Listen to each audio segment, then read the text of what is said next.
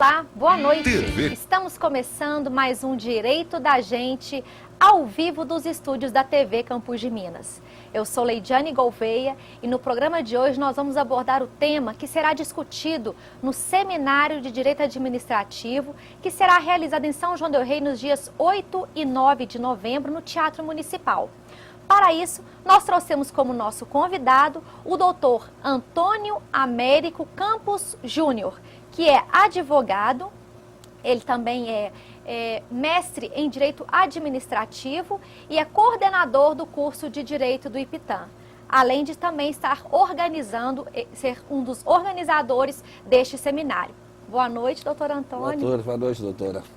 É um prazer estar aqui junto com vocês, né? E eu gostaria de agradecê-lo por essa oportunidade. Bom, improbidade administrativa é um tema que envolve servidor público. Então, no programa de hoje, nós vamos abordar todas essas nuances da conduta do servidor público e as suas implicações dentro do direito. Bom, doutor Antônio, começando aqui a nossa conversa, Sim.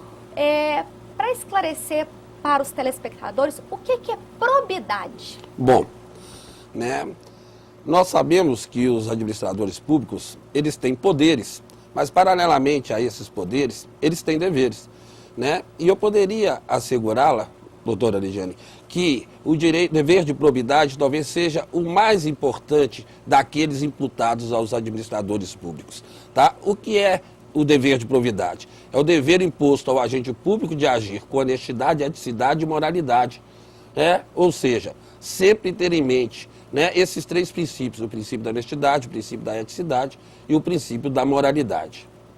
E qual que é a relação entre moralidade e probidade? Bom, existem várias teorias que tentam explicar qual a relação entre probidade e moralidade. Mas, na realidade, os dois termos eles são sinônimos, né? Eles querem significar a mesma coisa. Improbidade seria uma conduta do agente público ou de terceiros que venha ferir o princípio da moralidade. Então, toda vez que eu atuo como agente público ou como terceiro, né, vinculado ao poder público, né, de uma forma que viola o princípio da moralidade, eu estou tendo uma conduta improba, né, eu estou praticando um ato de improbidade. Então, improbidade é o nome que se dá à conduta que fere a moralidade. Que fere a moralidade administrativa. Nós temos uma lei, né, que disciplina sobre a improbidade administrativa. Sim, temos. E qual que é o papel dessa lei, doutor Antônio? Doutora, a Lei 8249, né, que foi promulgada em 2 de junho de 1992, até paradoxalmente pelo então presidente da República, Fernando Afonso Collor de Mello, né, ela tem por objetivo estabelecer as condutas, né, consideradas improbas e assim como estabelecer as sanções a serem aplicadas, né, àqueles que as violarem. Então, é uma lei para justamente exemplificar, né, as condutas. Né? Tipificar. Ela enumera algumas, né, condutas que se enquadram, né, como atos de improbidade administrativa. Né? Só para o telespectador melhor entender, né, o legislador ele trabalhou da seguinte forma, né? Ele estabeleceu que a conduta de improbidade ela pode ser de três tipos. Primeiro, né, aquela que implica enriquecimento ilícito. Segundo, aquela que implica em prejuízo ao erário. E terceiro, aquelas que impliquem, né, em violação aos princípios norteadores da administração pública, da conduta dos agentes públicos. E depois que ela tipifica, né, essas condutas de improbidade, ela estabelece paralelamente, né, a penalidade a ser aplicada a cada uma dessas condutas, né, estabelecidas lá nos seus artigos 9, 10 e 11. Bom, doutor Antônio, e o pagamento de comissão, porcentagem, gratificação?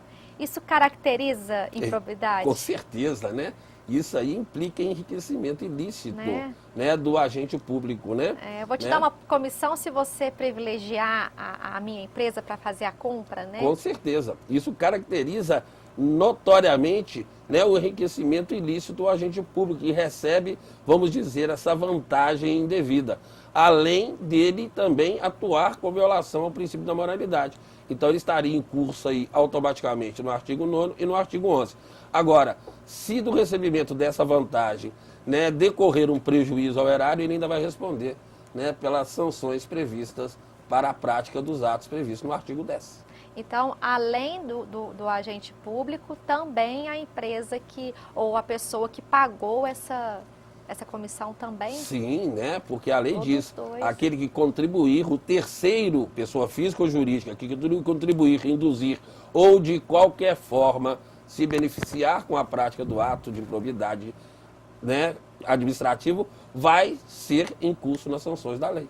Né? Vai responder o processo juntamente com o agente público, né, aquele que praticou o ato de improbidade administrativa. Presentinhos.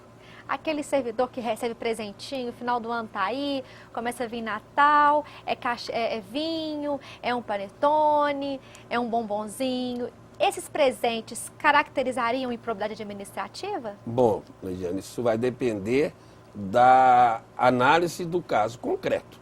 Né? Como eu disse a vocês, improbidade administrativa, ela se caracteriza quando há enriquecimento ilícito, prejuízo ao erário ou violação aos princípios da administração pública. Tá? Então, se aquele presente, né, ele vem em decorrência de um favor que o agente público fez a esse terceiro que lhe oferece o agrado, né, que lhe oferece a benesse, né, obviamente, né, que esse ato caracteriza um ato de improbidade administrativa. Agora, não é moral, se esse presente né? Você privilegiar alguém porque te dá um presente, exatamente, né? Mas se esse presente for de pouca monta, né, for algo que não tenha qualquer relação, né, com os interesses de quem presenteia dentro do órgão público, né, esse ato não caracteriza ato de improbidade administrativa. Mas só para pontuar essa questão, eu gostaria de dizer, né, que a União, o Estado e alguns municípios, né, eles têm leis próprias em que eles estabelecem limites de valores, né, de, vamos dizer assim, presentes que podem ser recebidos pelos seus agentes públicos, né? No âmbito federal, nós temos o Código de Ética da Administração Pública, em que há, não me recordo o valor, estabelecido que o presidente da República, os ministros de estados, né, os servidores públicos federais, eles não podem receber presentes além de um determinado limite, né, além de um determinado valor. Tá? Mas o simples fato de receber o presente não quer dizer, né, que ele está praticando um ato de improbidade administrativa. Né? Então, o agente que pratica um ato de improbidade, ele pode ser responsabilizado administrativamente, civilmente e penalmente. Exatamente. Né? Administrativamente, se ele for servidor público, né? Se for terceiro, não há. Não há penalidade administrativa. Agora, uma coisa interessante é que a lei, ela prevê outras penas que não previstas na Constituição. Né? Então, se indaga se essas outras penas, por exemplo, a proibição de receber subsídio da administração pública, de contratar com a administração pública, que é imputada a terceiros que praticam atos de improbidade administrativa, se elas seriam inconstitucionais ou não. O Supremo já decidiu que não, que aquele rol da Constituição é meramente exemplificativo, que a lei de improbidade administrativa, ela poderia, como fez, prever a aplicação de outras sanções, a não ser essas que eu mencionei para vocês. Ah, interessante. E, doutor Antônio, quais as medidas que podem ser utilizadas para garantir o ressarcimento do dano causado? Há o instrumento do sequestro, do arresto, né? Porque, na realidade, a lei prevê, né, que o Ministério Público, assim como a entidade que são legitimadas a promover a ação civil, né, por improbidade administrativa, elas podem cautelarmente entrar com a medida visando o bloqueio de bem daqueles suspeitos de praticarem um ato de improbidade administrativa. Tá? Então, tanto o Ministério Público como a entidade, ela pode fazer uso de uma medida cautelar, né, que a lei chama de sequestro, mas que na realidade é arresto. Por quê? Porque o arresto, o sequestro é a indisponibilidade de bens determinados, né, e o arresto de bens indeterminados. Né? E na situação você não sabe ali naquele momento quais bens que são frutos, né, do ato de improbidade ou não. Então você arresta qualquer um. Né? Como forma de separar o patrimônio para amanhã, né, garantir o ressarcimento. O poder público reaver, né, o valor total ou parcial daquilo que foi desviado. Nós recebemos aqui a ligação do João, parabenizando, né, este programa e deixando aqui um desejo de sucesso para o doutor Antônio e para para mim, né? Muito obrigada, João, pelo seu carinho. E o nosso programa está chegando ao fim. Eu gostaria de agradecer a presença do Dr. Antônio Américo e queria que você fizesse novamente o convite para o seminário, né? Pois é, Lidiane, eu gostaria primeiro, né, de agradecer a oportunidade, como já o fiz no início desse programa, né, e dizer que é uma honra, né, estar aqui junto de vocês, né, participando, né, desse debate, né, que envolve um tema tão importante na atualidade, que é a improbidade administrativa. Tá? E já que você me concedeu, né, esse ensejo, eu gostaria de convidar, né, o mundo jurídico são joanense, não só os operadores de direito, os estudantes aí, né, do curso de Direito do IPITAM e do curso de Administração Pública, né, da Universidade Federal de São João del Rei, não. Mas sim toda a sociedade são joanense, né, para que participe desse evento, né, que nós estamos organizando, né, para ocorrer aqui na nossa cidade, nos dias 8 e 9, no Teatro Municipal de São João del Rei. Né? Nós teremos lá 21 autoridades, né, especializadas no tema, né, debatendo aspectos diversos que gravitam em torno dele. Tá? Então, esse evento não é só para o mundo jurídico. Né? Ele é um evento que deve também ser acompanhado pela sociedade sanjoanense, né? Porque todos nós temos interesse, né, na boa condução da coisa pública, não só no âmbito local, mas como no âmbito regional, né, e no âmbito nacional. Não é assim, Celide? Não é assim que nós somos cidadãos? Com certeza. Né?